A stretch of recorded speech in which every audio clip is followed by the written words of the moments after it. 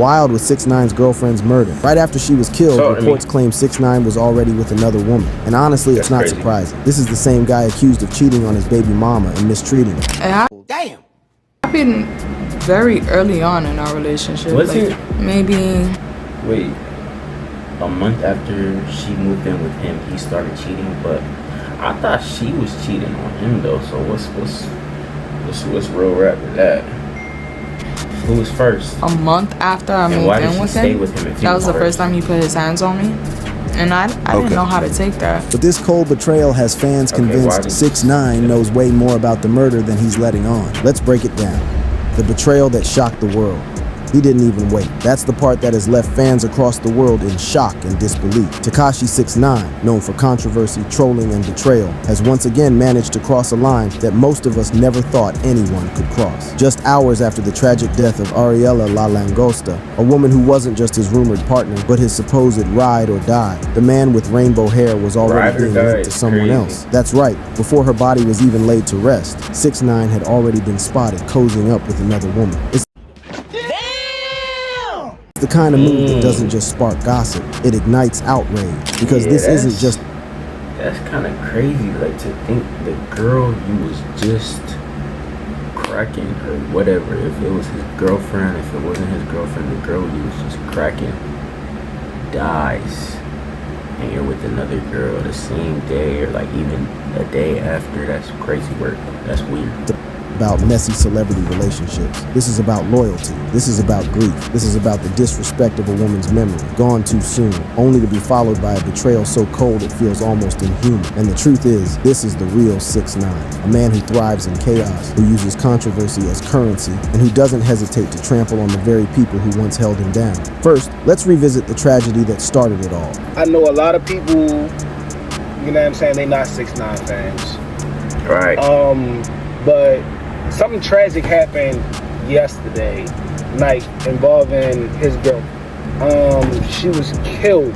The 33-year-old influencer, a mother and model with nearly 700,000 followers, was found dead inside her vehicle, shot and left on a busy road just north of the Bronx. Police immediately suspected she was targeted. No arrests, no answers, just devastation. Ariella wasn't just another Instagram model. She was a businesswoman, a devoted mother, and someone who had built her following through authentic content about her life, her struggles, and her journey as a single parent. Her followers genuinely connected with her because she was real in a world full of fake. She posted about her daily life, her challenges with co-parenting, her business ventures, and yes, her complicated relationship with the controversial rapper who would later exploit her death for clout. What makes this story even more heartbreaking is that Ariella had been trying to build a stable life for herself and her children. According to friends, she had been working on launching her own fashion line and had secured several lucrative brand partnerships. She was planning for the future, building something lasting beyond social media fame. The last thing she needed was to be dragged deeper into 6ix9ine's world of chaos and controversy. In response, Tekashi, of course, went online to play the grieving partner. He posted Instagram stories referring to Ariella as my wife and a tremendous woman.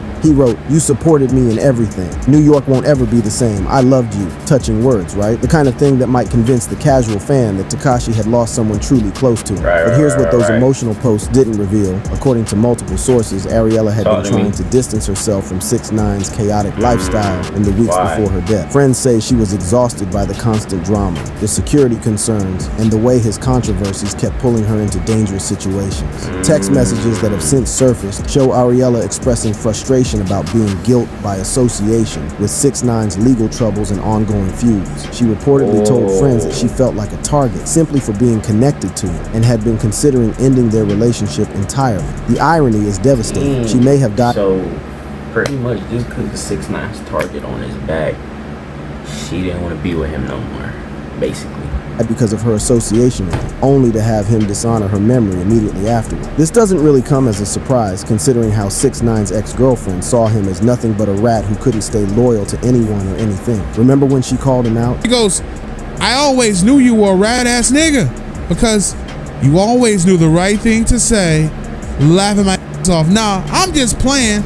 Happy Valentine's Day, babe. That statement right there tells you everything about Tekashi's mindset. For him, being number one has always outweighed being loyal, being decent, or being human. And when Ariella died, the choice between grief and self-interest wasn't even a choice. It was a reflex. He went straight to the playbook he's always used. Post something emotional for sympathy, then move on quickly so you don't lose momentum. The timeline of events is particularly damning. On the day of Ariella's death, 6ix9ine posted his emotional tribute at approximately 2:47 p.m. By 11:30 that same evening, eyewitnesses report seeing him at a Manhattan nightclub,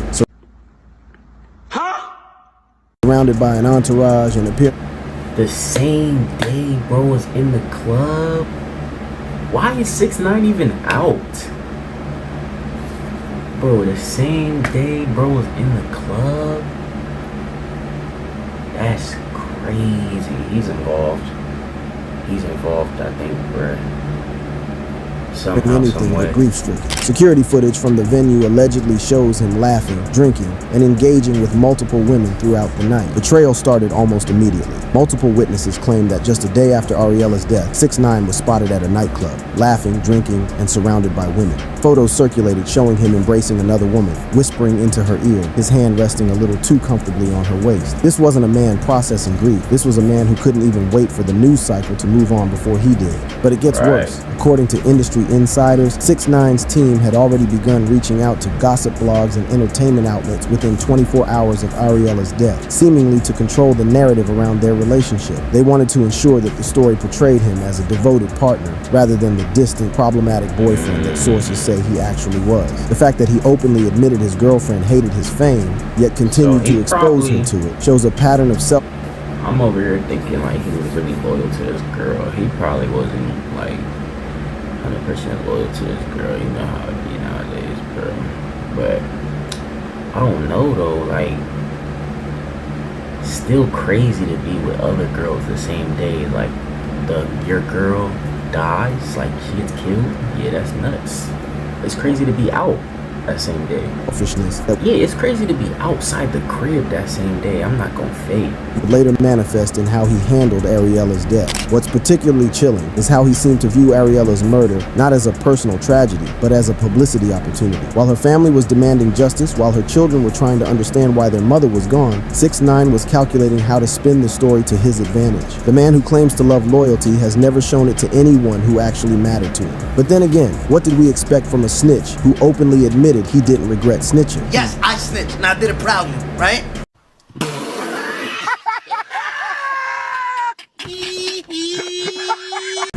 But everybody who snitches, everybody should be held accountable.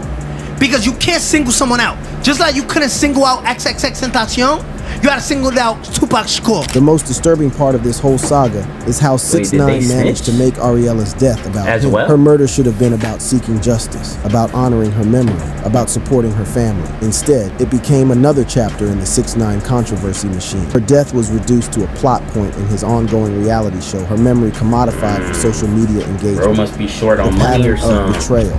To really understand why fans are so furious with 6ix9ine's betrayal of Ariella, you have to look at his track record, because this isn't some one-time slip-up. This is a man whose entire career has been built on betraying the people closest to him. Think about it. 6ix9ine didn't rise to fame on talent alone. He rose to fame on loyalty, and then on breaking that loyalty. When Treyway gave him a platform, when they put him on stages and backed him up with muscle, he turned around and became the government star witness. And his baby mother, Sarah. Bro.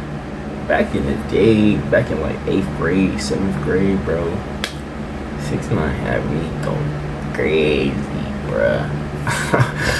Melina stuck by him through his early days of struggle. He embarrassed her on Instagram Live and humiliated her publicly by flaunting side relationships. When industry peers gave him cosigns, he repaid them by starting beefs for clicks. The pattern is so consistent, it's almost like a textbook. 6ix9ine identifies people who can help him, uses their loyalty and resources to advance his career, then publicly betrays them when it becomes advantageous to do so. It's not just business, it's personal destruction used as entertainment. Let's talk about Sarah Molina for a moment. This is the mother of his child, a woman who stood by him when he was nobody, who supported his dreams when he was just another kid from Brooklyn trying to make it. How did he repay that loyalty? By cheating on her repeatedly, flaunting other women on social media, and eventually abandoning both her and their daughter when his career took off. Sarah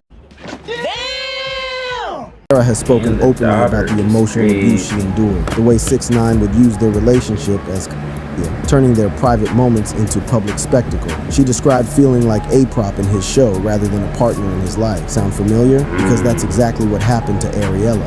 Okay. I mean, you're getting beat up in front of your daughter. Yeah. That was the first time it happened. I mean, for a lot of women, that's a wake-up call to leave. But you actually didn't leave.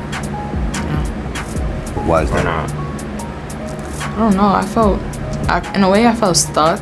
But here's where it gets even darker. Some fans believe 6ix9ine's behavior after he just had money at the time. That's all it was. Ariella's death wasn't just insensitive. It was a deliberate attempt to distract from unanswered questions about her murder. Because let's be honest, the circumstances surrounding Ariella's death are suspicious. A targeted shooting, no suspects, no arrests. And yet Tekashi, who had romantic ties to her, who knew her closely, seemed more interested in clubbing than seeking justice. The murder itself raises serious questions that 6ix9ine seems desperate to avoid addressing. Ariella was killed in execution style in her car, suggesting this wasn't a random act of violence. Given 6ix9ine's history with gang affiliations and ongoing feuds, many wonder if her association with him made her a target. Instead of cooperating fully with investigators or using his platform to demand justice, he turned her death into a sympathy play and then quickly moved on to his next controversy. What's particularly chilling is how quickly he shifted from mourning widower to party animal. Within 48 hours of posting his emotional tribute, he was already back to his old antics, club appearances, new female companions, social media posts that seemed designed to generate controversy rather than honor Ariella's memory. It was as if her death was just another plot point in the ongoing 6ix9ine reality show. Stupid bitch. Industry insiders revealed that 6ix9ine's team had been planning his comeback strategy even while he was publicly mourning. They saw Ariella's death as a way to generate sympathy and So they saying it's all a part of getting him back in the spotlight, pretty much. Him posting her, him posting the girls and going to the club is just to get people talking about him. But I don't know, bro. It's all weird, bro. His public image after months of declining relevance. The grief posts weren't genuine expressions of loss. They were calculated PR moves designed to make him appear more human and sympathetic. The fans who once defended him are now seeing the real cost of supporting someone who treats human connection as disposable. Screenshots began circulating of him at various venues looking anything but grief-stricken. In one particularly damning photo, he's seen laughing at what appears to be a private party, his arm around a woman who clearly isn't Ariella, taken just days after her funeral. But the betrayal goes deeper than just moving on quickly. Sources reveal that 6ix9ine had been actively pursuing other women even while posting his tributes.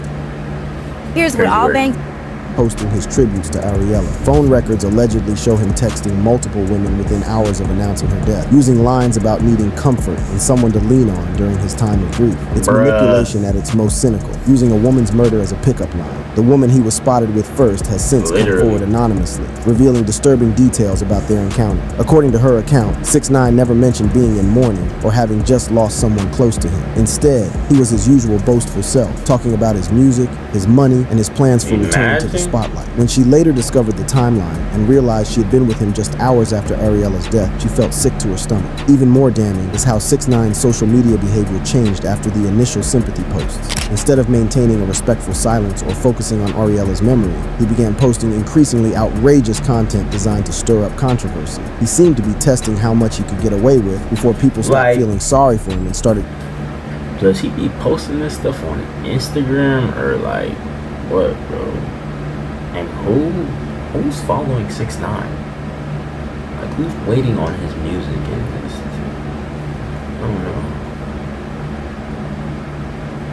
Calling him out. This clip perfectly encapsulates 6ix9ine's approach to relationships and public perception. He doesn't believe in nuance, in genuine human connection, or in treating people with basic respect. For him, everyone is either a fan, to be exploited, or an enemy to be destroyed. Ariella, unfortunately, found herself in the worst possible position, a casualty who was first exploited for sympathy, then discarded for convenience. The pattern becomes even clearer when you look at how he's treated other women throughout his career. Every relationship becomes content, every breakup becomes drama. Every personal moment becomes a public spectacle. But using someone's death as a launching pad for your next controversy, that's a new low, even for 6ix9ine. What makes this particularly infuriating for fans is how calculated it all appears. This wasn't a grief-stricken man making poor decisions in his darkest hour. This was a strategic operator who saw an opportunity and seized it without a moment's hesitation. Yeah, this whole situation is overly fishy, bro. I don't know what he got going on, but he's tripping. The Instagram posts, the club appearances, the new relationships. It was all orchestrated to maximize attention while minimizing accountability. The cold truth behind the rainbow hair. The truth is, this is the real 6ix9ine, a man who thrives in chaos, who uses controversy as currency, and who doesn't hesitate to trample on the very people who once held him down. What we've uncovered isn't just another TMZ-style story. This pulls you deep into the darkest corner of 6ix9ine's world with receipts, actual footage, and testimonials that prove beyond a doubt that the betrayal wasn't just an accident. It was a calculated move, a pattern of behavior that has haunted his entire career. The most disturbing part isn't just that he moved on quickly, it's how he moved on. Sources close to the situation reveal that 6ix9ine was already orchestrating his next publicity moves while publicly grieving. Text messages and social media activities show him actively reaching out to influencers and party promoters, setting up appearances that would put him back in the spotlight. Party promoters is so crazy. Why is he so ready to party? Career management. Let's examine the timeline more closely, because the details are absolutely damning. On the day Ariella was murdered, 6ix9ine posted his emotional tribute at 2:47 p.m. By 4:15 p.m., he was already texting his manager about next moves and discussing how to bombastic side eye. 2 hours later. So when did she die? When did she die? When did he find out she was dead? He probably, bro, it seemed like he knew she was gonna die a few weeks, a few days before it happened with how he's acting.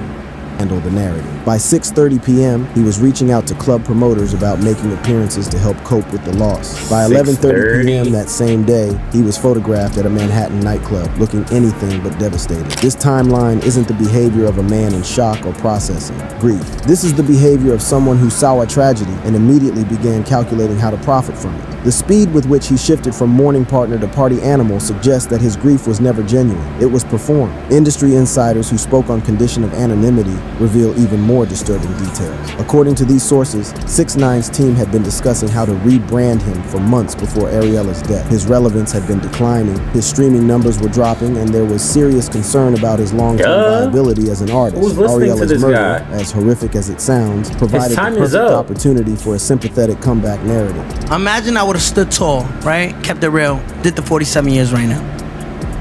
Right? 47? We wouldn't be on the podcast, that's for sure. Yeah. And when it came to Ariella, he showed us all which side of the line he really stood on. The betrayal of Ariella's memory wasn't just about infidelity. It was about clout. It was about leveraging her memory to keep himself at the center of attention. The so-called mourning posts he made were nothing but performance. We're talking about a man who thrives on trolling, who has weaponized every personal relationship for content. What's even more shocking is how he's used this pattern before. Remember, this is the same man who once proudly admitted that his then-girlfriend hated his newfound fame, yet he continued exploiting their relationship for social media content. The women who loved him, the ones who knew him as Danny, not Tekashi, consistently became casualties of his relentless pursuit of relevance. The psychological profile that emerges from all of this is deeply troubling. 6ix9ine appears to be someone who is fundamentally incapable of genuine human connection. Every relationship is transactional, every emotion is performed, every tragedy is an opportunity. The fact that he could lose someone he claimed to love and immediately begin calculating how to exploit that loss reveals a level of narcissism that borders on sociopathic. Mental health professionals who have observed his behavior patterns note several concerning traits: his inability to maintain long-term relationships, his tendency to exploit personal tragedies for public gain,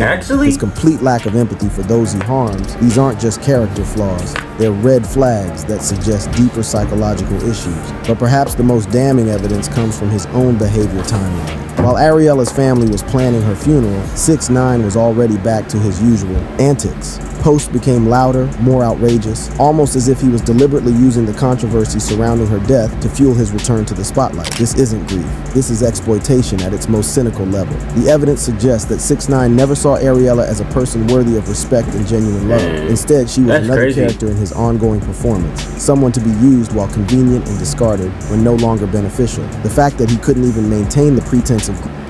She was really probably just one of the hoes. He just made her feel like a girlfriend because she got posted or something, bro. I don't even know.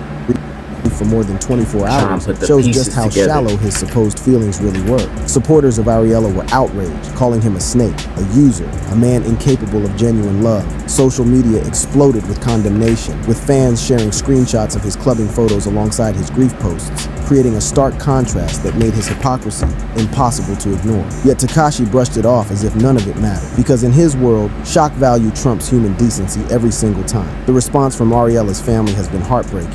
They've had to watch as their loved one's death was turned into a publicity stunt, as her memory was exploited by someone who claimed to care about her. They've spoken about feeling betrayed not just by 6ix9ine's quick move to other women, but by how he's used their grief as a launching pad for his own. So was that his real girlfriend or about what? His behavior, 6ix9ine's response was predictably deflective. Instead of addressing the legitimate concerns about his conduct, he doubled down on controversy, suggesting that his critics were just haters who didn't understand his grieving process. This response perfectly encapsulates his worldview. Anyone who calls out his behavior is automatically an enemy, and any criticism is just fuel for more drama. The broader implications of this story extend far beyond 6ix9ine himself. His behavior represents the worst aspects of our current celebrity culture, where tragedy is commodified, relationships are content, and human suffering becomes entertainment. He's shown that in the age of social media, even death can be leveraged for clout if you're shameless enough to do it. What's particularly disturbing is how this fits into the larger... Clout is one hell of a drug, man.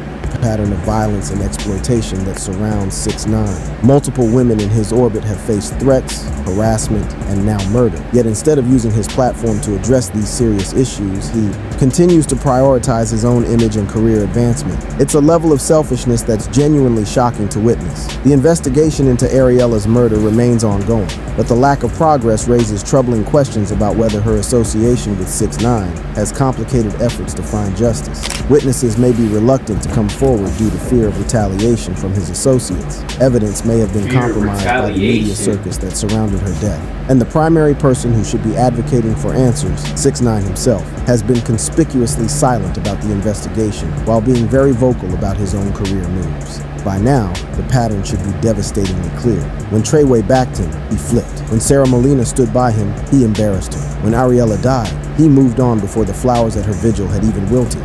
This isn't about a man struggling with grief. This is about someone who doesn't believe in loyalty because loyalty doesn't trend. Betrayal does. The evidence we've presented... He just uses every situation in his life as a power move to try and gain more clout or more money. The love of money is the root of all evil, bro. Clout gets you money. When you love money that much that you'll do stuff like this, it gets evil for picture of a man who is fundamentally broken in his ability to form genuine human connections.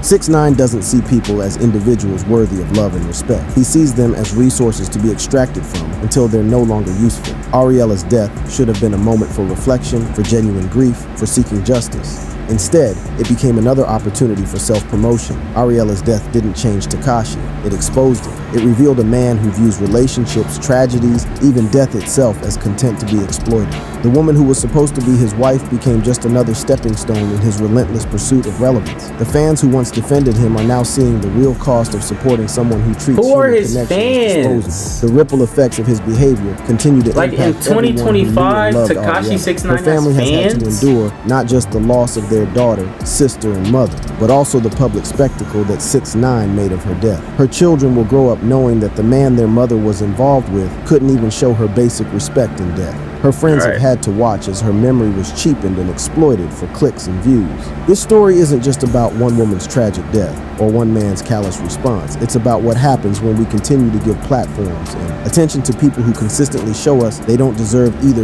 It, quote, about the cost of tolerating behavior that dehumanizes and exploits the most vulnerable moments in people's lives. 6ix9ine's treatment of Ariella's death represents everything wrong with our current celebrity culture. The commodification of tragedy, the exploitation of grief, the complete absence of basic human decency in pursuit of relevance, it's all there in his response to losing someone he claimed to love. The message this sends to other women in similar situations is chilling. If you get involved with 6ix9ine, your tragedy becomes his opportunity. Your pain becomes his content. Your death becomes his comeback story. It's a level of exploitation that should disgust anyone with a functioning moral compass. What's even more infuriating is how he's managed to avoid any real consequences for this behavior. While Ariella's family grieves and her children grow up without them, he gonna strike off your bad situation, bro. With the mother, 6ix9ine continues to profit from the controversy surrounding her death. His streaming numbers increased following the initial sympathy wave. His social media engagement spiked, and he successfully managed to remain relevant through one of the most morally bankrupt strategies imaginable. That's not just disappointing, it's devastating. And it's exactly who Tekashi 6ix9ine has always been. Because when you strip away the rainbow hair, the trolling, and the controversy, what you're left with is a man who couldn't even respect the memory of someone he claimed to love. A man who turned a woman's murder into a marketing opportunity. Damn! A man who proves time and time again that for him, no relationship is sacred and no tragedy is off limits when it comes to feeding his desperate need for attention. The cold, hard truth is that 6ix9ine represents the absolute worst of what fame can do to a person. He's become so addicted to controversy, so dependent on shock value for